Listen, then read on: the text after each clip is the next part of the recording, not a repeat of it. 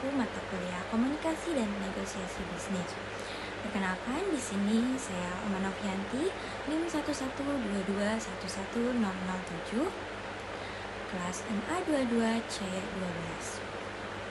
Di sini saya akan mempresentasikan mengenai strategi komunikasi dan negosiasi bisnis untuk memenuhi tugas ujian akhir semester mata kuliah Komunikasi dan Negosiasi Bisnis. Nah, jadi teman-teman, definisi dari komunikasi dan negosiasi bisnis yaitu komunikasi bisnis adalah proses pertukaran informasi, gagasan, pesan, atau instruksi yang dilakukan dalam konteks profesional dengan tujuan untuk mencapai efektivitas dalam hubungan kerja dan kelancaran operasional perusahaan. Nah, sedangkan negosiasi bisnis adalah proses interaksi antara dua pihak atau lebih yang memiliki kepentingan berbeda untuk mencapai kesepakatan bersama dalam transaksi atau kerjasama bisnis.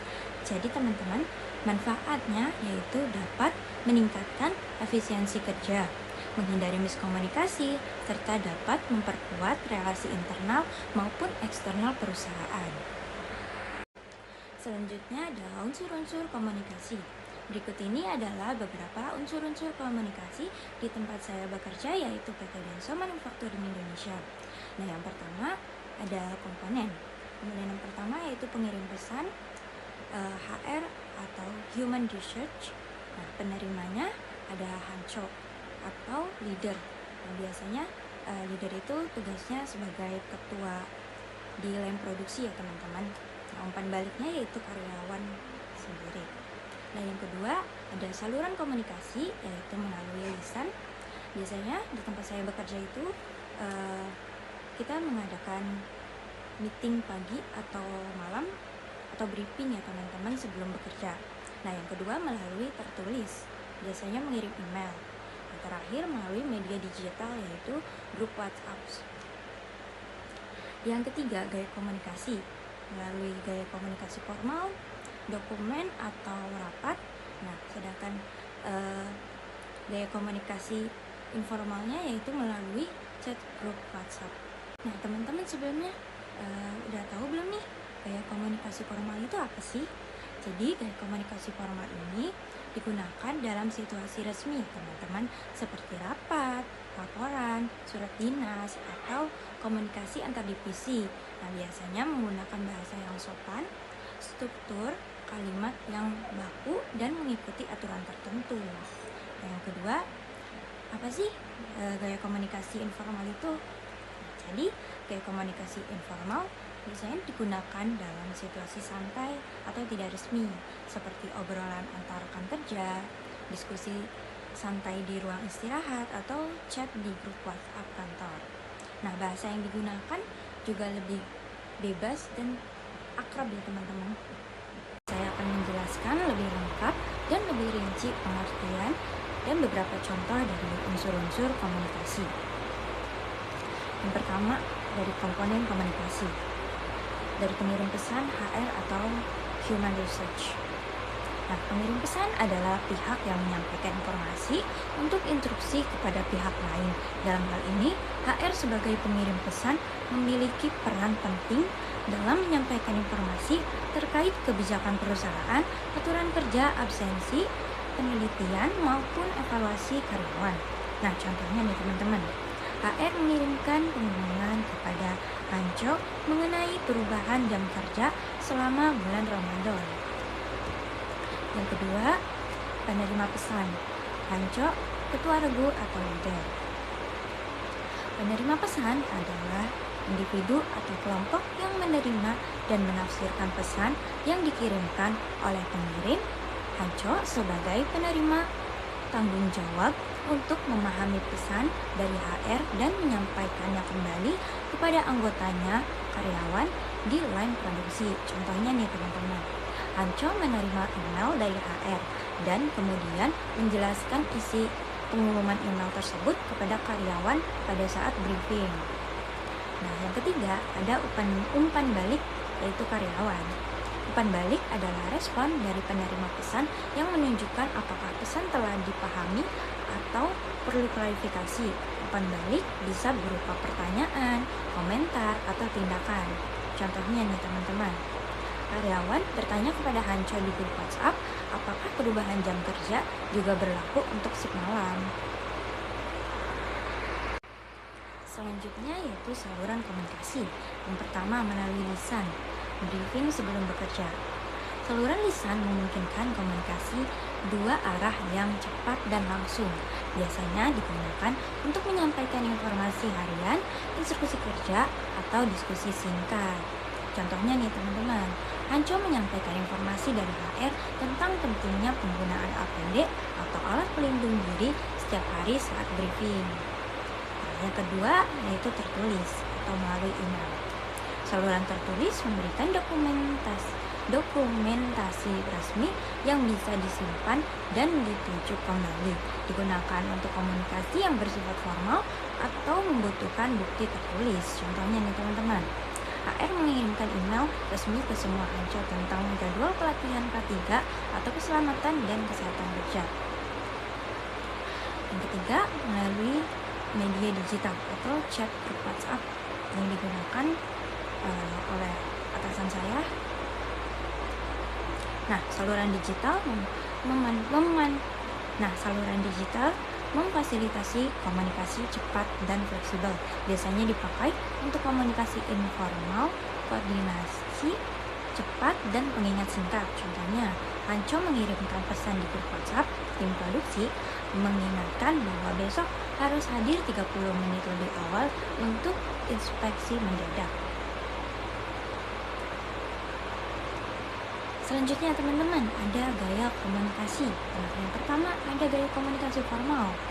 Nah, gaya komunikasi formal biasanya digunakan untuk urusan resmi atau berhubungan dengan kebijakan, prosedur, dan keputusan penting perusahaan. Contohnya, HR mengadakan rapat bersama semua Hancho untuk membahas revisi SOP atau standar operating produksi kerja di area produksi. Yang kedua yaitu informal melalui chat grup WhatsApp. Nah, gaya komunikasi informal lebih santai, biasanya digunakan untuk membangun hubungan yang lebih akrab dan mempercepat koordinasi operasional. Contohnya, seorang karyawan mengirim pesan ke grup WhatsApp, Pak, besok saya izin pulang lebih awal ya, anak saya sakit. Nah, begitu teman-teman kira-kira. Selanjutnya ada contoh kasus komunikasi di perusahaan tempat saya bekerja, yaitu PT Denso Manufacturing Indonesia. Nah, situasinya pada bulan Juli 2025 telah terjadi ketidaksesuaian absensi karyawan karena terjadi abnormal pada sistem HRSS atau sistem absensi yang digunakan di PT Denso Manufacturing Indonesia. Nah, pihak yang terlibat di sini ada HR atau Human Research, ada kepala produksi atau leader, dan karyawan. Nah, tujuan dari komunikasi ini yaitu menginformasikan kepada seluruh karyawan perusahaan untuk melakukan pengecekan dan pembetulan absensi pada sistem HRIS karena terjadi abnormal, yaitu no in atau no out.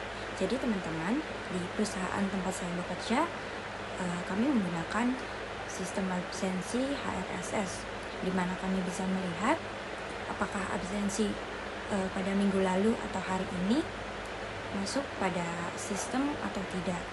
Nah, di sini juga kami bisa melakukan pembetulan jika absensi autogate itu tidak berhasil.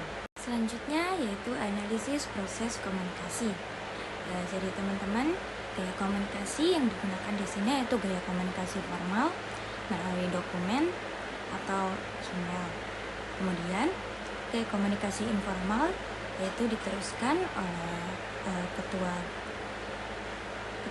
LAN atau produksi atau leader kepada grup WhatsApp. Selanjutnya strategi penyampaian melalui media digital grup WhatsApp. Hambatannya kemungkinan tidak semua anggota membaca pesan dengan tepat waktu. Solusi yaitu evaluasi sistem absensi atau autogate dan seluruh karyawan melakukan pembetulan absensi kehadiran pada sistem HRSS atau sistem absensi yang digunakan di perusahaan Denso Manufacturing Indonesia. Laporan bisnis 5W+1H. Telah terjadi abnormal pada sistem HRSS atau sistem absensi perusahaan Denso Manufacturing Indonesia when Rabu 23 Juli 2025 where PT Denso Manufacturing Indonesia HR atau Human Research Leader dan karyawan. Why? Karena terjadi abnormal pada sistem HRSS atau sistem absensi kehadiran karyawan. How? Solusi yang dilakukan adalah melakukan pengecekan dan pembetulan absensi pada sistem HRSS atau sistem absensi kehadiran karyawan PT Denso Manufacturing Indonesia. Selanjutnya teman-teman, di sini saya melampirkan dokumen pendukung yaitu komunikasi melalui grup WhatsApp yang dilakukan oleh leader saya dan memberitahukan telah terjadi abnormal pada sistem HRSS atau sistem absensi dan memerintahkan kepada seluruh karyawan untuk melakukan pengecekan dan pembetulan pada sistem HRSS mengenai abnormal absensi yang telah terjadi pada hari Rabu 23 Juli 2025. Baik teman-teman, mungkin cukup sekian pemaparan materi saya mengenai strategi komunikasi dan negosiasi bisnis. Saya ucapkan terima kasih banyak kepada Ibu Sinta yang telah memberikan banyak sekali ilmu pada semester ini. Semoga suatu saat nanti kita bisa bertemu lagi. Sehat selalu Ibu, terima kasih banyak. Wassalamualaikum warahmatullahi wabarakatuh.